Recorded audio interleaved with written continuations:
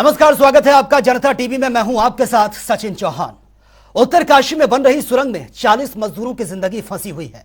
सुरंग से निकाले गए देहरादून से तकनीकी टीम वहां पर पहुंची है। जिंदगी से जद्दोजहद कर रहे लोगों को सकुशल निकालने के लिए लगातार युद्ध स्तर पर प्रयास जारी हैं। प्रधानमंत्री नरेंद्र मोदी भी इस घटना पर पल पल की अपडेट ले रहे हैं। मुख्यमंत्री पुष्कर सिंह धामी ने बताया कि सभी लोग सकुशल हैं। आपको बता दें कि 12 तारीख को उत्तराखंड के उत्तरकाशी में बन रही यमुनोत्री नेशनल हाईवे में सुरंग अचानक से धंस गई थी। यह रिपोर्ट आप देखिए।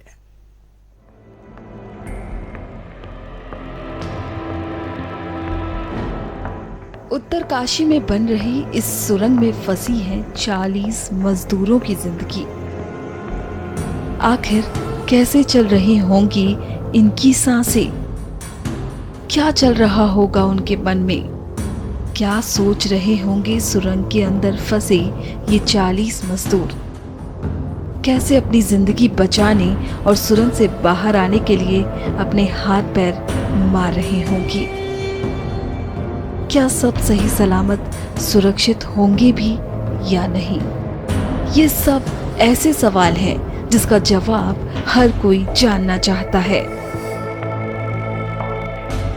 आप इस सुरंग को देखकर ही अंदाजा लगा सकते हैं कि अंदर मंजर कैसा होगा।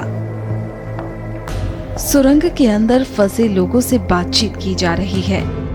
देहरादून से तकनीकी टीम भी आई है, लेकिन देखना ये होगा कि आखिर कब तक ये सफल हो पाएंगे। एनडीआरएफ और एसडीआरएफ की टीमों का रेस्क्यू ऑपरेशन भी जारी है। जिंदगी से जद्दोजहद कर रहे लोगों को सकुशल निकालने के लिए प्रयास लगातार जारी हैं। प्रधानमंत्री नरेंद्र मोदी भी इस घटना की पल पल की जानकारी ले रहे हैं। सीएम पुष्कर सिंह धामी ने बताया कि सभी लोग सकुशल हैं। नजदीक से देख रहे हैं और मैं स्वयं वहां गया भी था। प्रभावित जो परिवार के परिजन हैं उन सब से भी मैंने बात की है। जो श्रमिक भाई अंदर हैं उनके पारिवारिक जनों से भी बात हुई है। सभी वहाँ पर कुशल हैं और जो ह्यूम पाइप इत्यादि हैं टेक्निकल टीम उसको असेंबल्ड करने में लग गई है और जो भी समय लगेगा जल्दी से जल्दी जो है उनकी कुशलता से बाहर आ जाएं, इसी काम में हम सब लोग लगे हुए हैं। और मुझे लगता है कि अभी सभी सकुशल हैं और लगातार उनको भोजन सामग्री और पानी और साथ में ऑक्सीजन की सप्लाई हो रही है। सभी लोग लगातार उस पर नजर बनाए हुए हैं। 12 तारीख को उत्तराखंड के उत्तरकाशी में बन रही यमुनोत्री नेशनल हाईवे सुरंग धंस गई, जिसमें करीब 40 मजदूर फंसे हुए हैं। एनडीआरएफ और एसडीआरएफ की टीमों के द्वारा इन लोगों तक ऑक्सीजन और खाना भी पहुंचाया जा रहा है। लगातार इनसे संपर्क भी साधा जा रहा है, लेकिन कब तक, ये बड़ा सवाल है। इन लोगों की सलामती के लिए यहाँ पूजन भी करवाया गया है। अंदर का मामला यह है कि थोड़ा वहाँ में बाहर मंदिर थोड़ा बना है, शनिवार को वहाँ पूजा करता हूँ और निकल जाएंगे। मामला है कि सुरक्षित हैं और निकल ही जाएंगे बाहर। तो आप किस लिए गए थे अंदर? आप किस? नहीं, अंदर नहीं गए, मैं यहीं पे गए। बाहर पीछे है ना मंदिर, थोड़ा पूजा की मेरे पास। अंदर थोड़ी गए, अंदर थोड़ी जाता हूँ करके। आपने क्या? मैं पूरा बाहर के श्रीफल फाड़े, जन्नी जुन्नी चढ़ाई, भगवान की कृपा हो जाए, ये सुरक्षित बाहर। इसी बीच सरकार ने इस हादसे की जांच के आदेश दिए हैं। उत्तराखंड सरकार ने सुरंग दुर्घटना की जांच के लिए मंगलवार को 6 सदस्यीय विशेषज्ञ समिति का गठन किया है। उत्तरकाशी में जिला प्रशासन द्वारा टनल में रेस्क्यू का कार्य युद्धस्तर पर चलाया जा रहा है। आज रेस्क्यू के कार्यों को तीसरा दिन हो चुका है। 900 मिलीमीटर व्यास के पाइप और ऑगर ड्रिलिंग मशीन साइट पर पहुंच गई है। मशीन से ड्रिलिंग का काम बहुत तेजी से किया जा रहा है। पुलिस अधीक्षक उत्तरकाशी के निर्देश अनुसार मौके पर रेस्क्यू में जुटे उत्तरकाशी पुलिस के सीओ ऑपरेशन प्रशांत कुमार ने टनल के अंदर फंसे श्रमिकों से पाइप के जरिए उनके परिजनों से बातचीत भी करवाई है, उनका ढांढस भी बंधवाया है और सभी श्रमिक सुरक्षित हैं। उत्तरकाशी के सिलक्यारा में टनल हादसे में फंसे श्रमिकों का रेस्क्यू लगातार जारी है। इस हादसे को लेकर सीएम धामी लगातार अधिकारियों से बातचीत कर रहे हैं, स्थिति का जायजा ले रहे हैं और इसी कड़ी में मुख्यमंत्री आवास में शासन के वरिष्ठ अधिकारियों के साथ सीएम धामी ने बैठक की है, जिसमें उन्होंने अधिकारियों को स्थानीय लोगों के साथ तालमेल बनाकर टनल में फंसे लोगों को बाहर निकालने के निर्देश दिए हैं।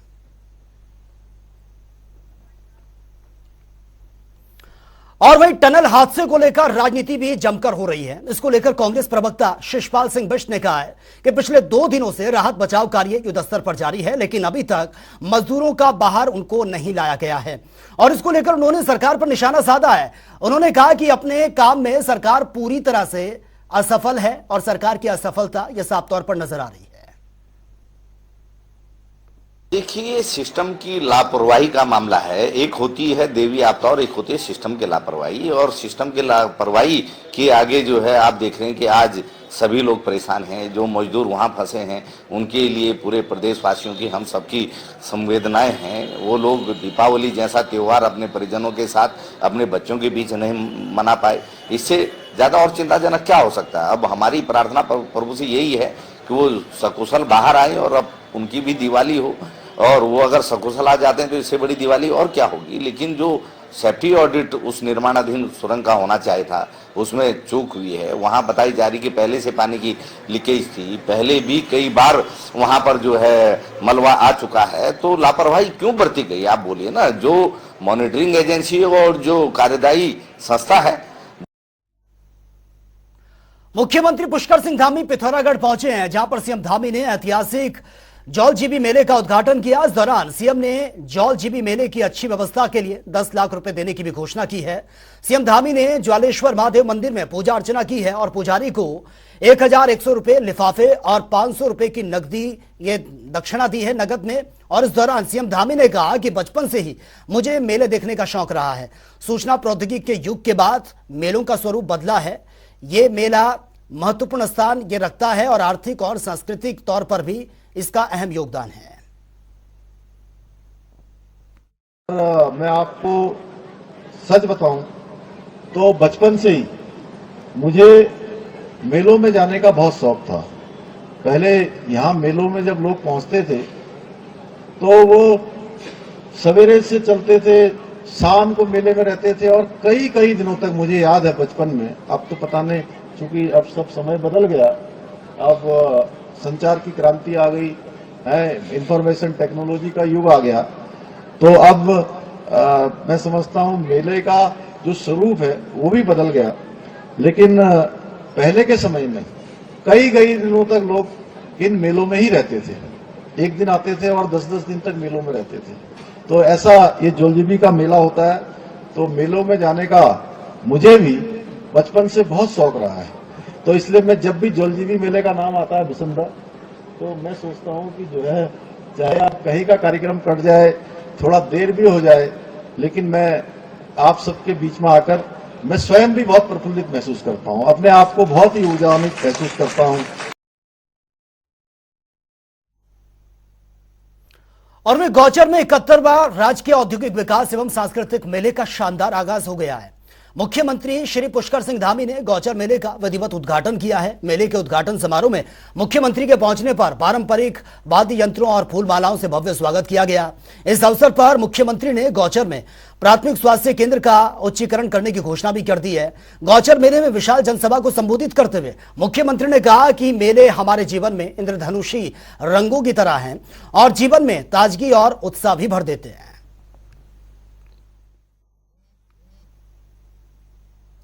और आज देश भर में गोवर्धन का पर्व यह मनाया जा रहा है। दरअसल इस बार अमावस्या तिथि 2 दिन होने की वजह से गोवर्धन पूजा आज ये मनाई जा रही है। और इस अवसर पर मुख्यमंत्री पुष्कर सिंह धामी ने मुख्यमंत्री आवास में गायों की पूजा की है और इस दौरान उन्होंने प्रदेशवासियों की सुख समृद्धि और खुशहाली की कामना भी की है।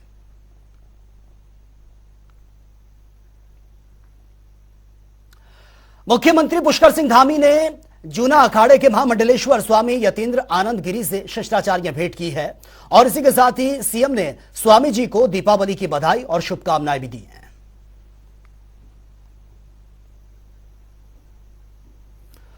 और देश भर में पंडित जवाहरलाल नेहरू की जयंती धूमधाम के साथ मनाई गई। इस अवसर पर कांग्रेस की ओर से मसूरी और रुद्रपुर में भी कार्यक्रमों का आयोजन किया गया था। तस्वीरें आपके सामने हैं। इस दौरान कांग्रेसियों ने पंडित नेहरू की मूर्ति पर माल्यार्पण करते हुए उनके आदर्शों पर चलने का संकल्प लिया है।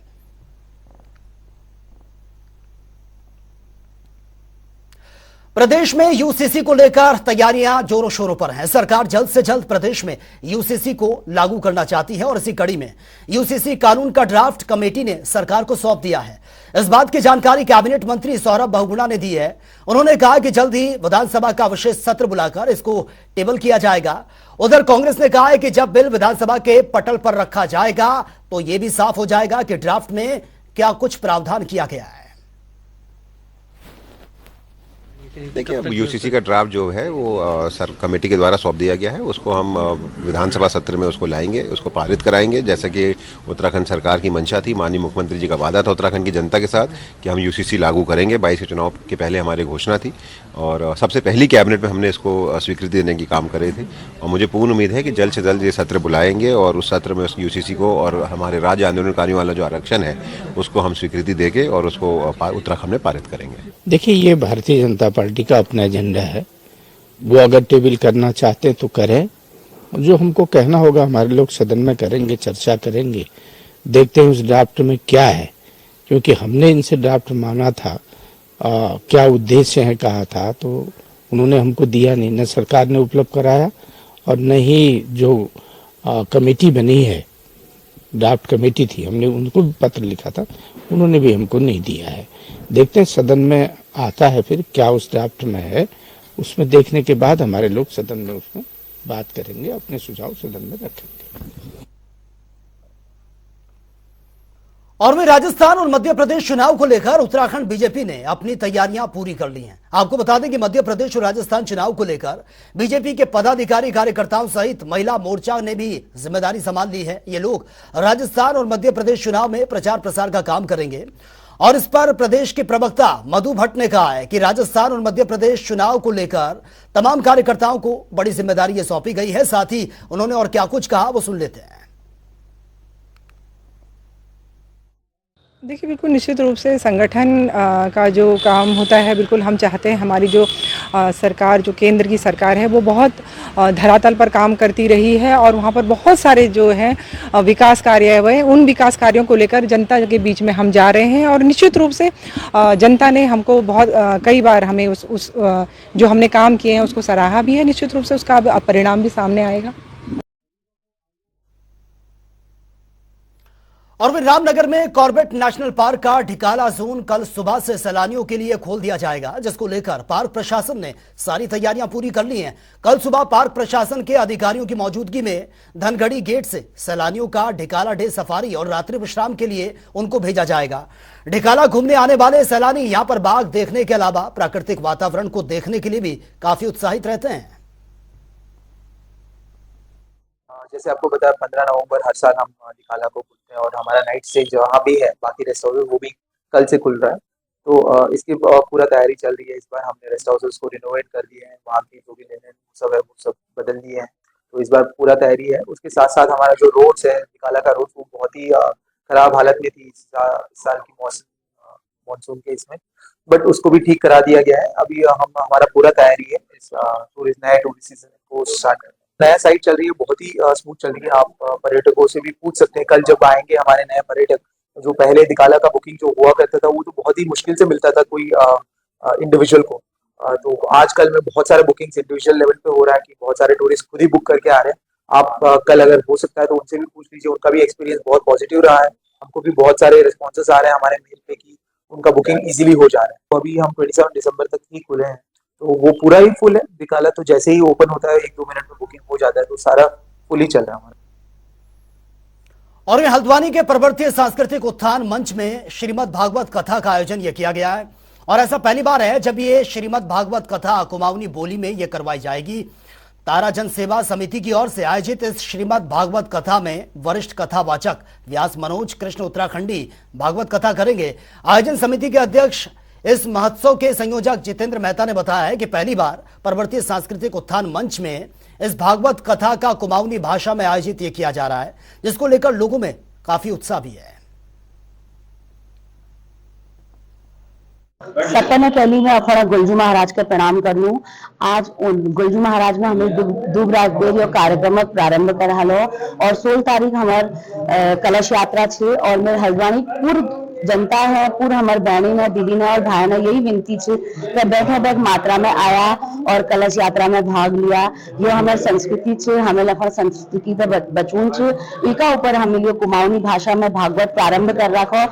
16 तारीख पे 23 तारीख तक कुमाऊनी बोली में हम लोग अपन भाषा संस्कृति संवर्धन लीजिए कार्यक्रम आयोजित करने। यह कार्यक्रम 16 तारीख का कलश यात्रा का शुरू है और मैं 19 और 20 तारीख का भजन संध्या हुई, कुमाऊनी लोक गायक में भागीदारी करा और 23 तारीख का भंडार हॉल और 16 तारीख पे 22 तारीख तक मैं कथा वाचन पंडित मनोज कृष्ण जोशी व्यास जी द्वारा हॉल और वर्तमान मुख्यमंत्री जी और भूतपूर्व मुख्यमंत्री जी यह कार्यक्रम में रोल उन्हें आश्वासन हमको मिल रहा। उत्तराखंड में भले ही 70% जंगल हो, लेकिन यहां पर बाघों का जीवन खतरे में पड़ा हुआ है। राज्य में बाघों की मौत का आंकड़ा 3 गुना तक ये पहुंच चुका है, जो कि चिंताजनक है। और इस साल अब तक राज्य में 19 बाघ मारे गए हैं, जबकि पिछले साल में 6 बाघों की मौत की खबर थी। बाघों की मौत पर कांग्रेस प्रदेश के जो प्रवक्ता हैं शिषपाल सिंह बिष्ट, उन्होंने सरकार को आड़े हाथों लिया है। उन्होंने कहा कि उत्तराखंड में ना तो बाघ सुरक्षित है, ना ही मनुष्य। सरकार सिर्फ मौन होकर तमाशा देख रही है।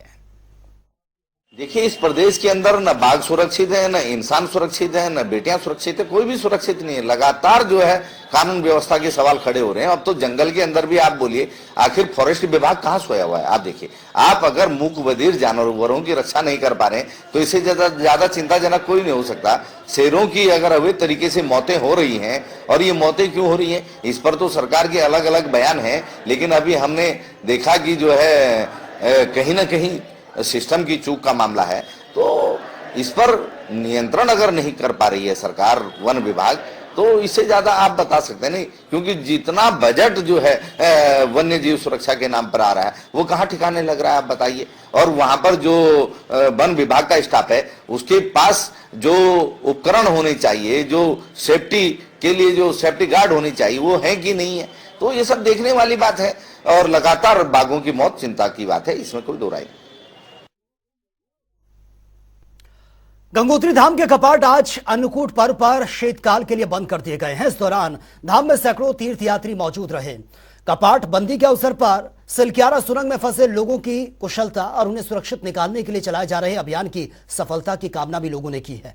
धार्मिक परंपरा के अनुसार अन्नकूट पर्व पर अभिजीत मुहूर्त में 11:45 पर यह बंद किए गए हैं, जबकि कल बाबा केदारनाथ और यमुनोत्री मंदिर के कपाट विधि विधान के साथ बंद होंगे। वहीं बद्रीनाथ धाम के कपाट 18 नवंबर को बंद किए जाएंगे। इससे पहले बद्रीनाथ में पंच पूजा की रस्में भी निभाई जाती हैं।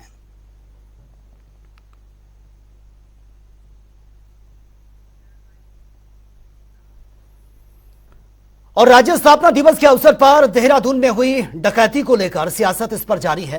कांग्रेस ने रिलायंस ज्वेलरी शोरूम में हुई डकैती के मामले में आरोपियों की गिरफ्तारी न होने पर नाराजगी जाहिर की है।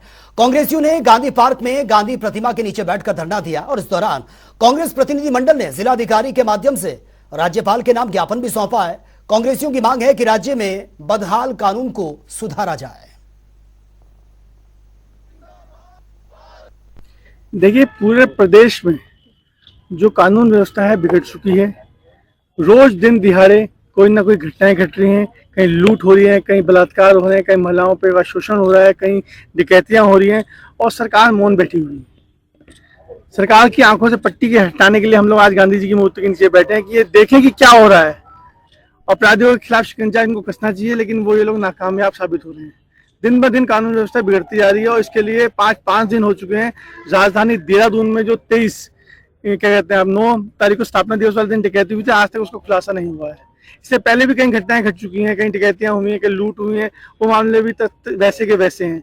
हमारी मांग है, आज हम लोग राज्यपाल महोदय को ज्ञापन प्रेषित कर रहे हैं जिलाधिकारी के माध्यम से कि जल्द से जल्द इन सारी घटनाओं पर रोक लगनी चाहिए और जो अपराधी हैं उनके खिलाफ कानूनी कार्रवाई करें और इन पर सख्त से सख्त शिकंजा कसें। आगे की रणनीति क्या होगी? अगर इन्होंने जल्द से 24 घंटे में हमें कुछ असर नहीं मिला तो कल हम लोग इसमें विरोध प्रदर्शन भी करेंगे। और योगी जी, यहाँ पर एसएसपी द्वारा एक प्रेस नोट जारी किया जाता है जिसमें तो चलिए खबरों में आगे बढ़ेंगे और अब बात होगी 2 मिनट में 10 बड़ी खबरों की। उत्तरकाशी के सिलक्यारा में सुरंग हादसे के लिए बनी है जांच कमेटी। 6 सदस्यीय जांच कमेटी ने भूवैज्ञानिक इसमें शामिल है। सुरंग के अंदर और बाहर क्षेत्रों का होगा परीक्षण। टनल हादसे को लेकर प्रधानमंत्री नरेंद्र मोदी ने जताई चिंता। एक बार फिर से फोन कर सीएम धामी से लिया स्थिति का जायजा, हर संभव मदद का दिया भरोसा। उत्तरकाशी में हुए टनल हादसे को लेकर राजनीति। कांग्रेस ने सरकार पर तंज कसा, कहा 2 दिन से राहत बचाव कार्य जारी, बावजूद इसके श्रमिकों को अब तक सुरक्षित बाहर नहीं निकाला गया। देश भर में मनाया गया गोवर्धन पर्व। सीएम धामी ने किया गायों का पूजन, सुख समृद्धि और खुशहाली की कामना की।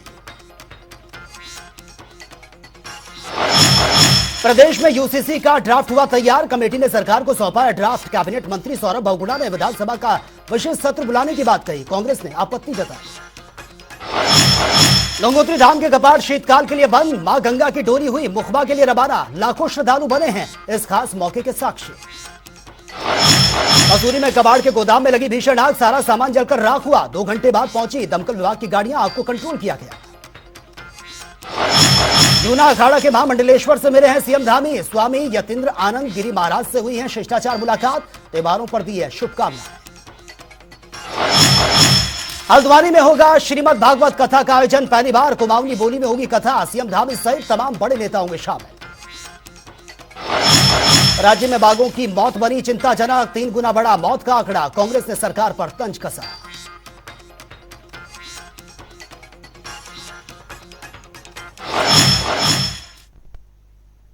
तो फिलहाल इस बुलेटिन में मेरे साथ इतना ही, लेकिन तमाम खबरों के लिए आप बने रहिए जनता टीवी के साथ। नमस्कार।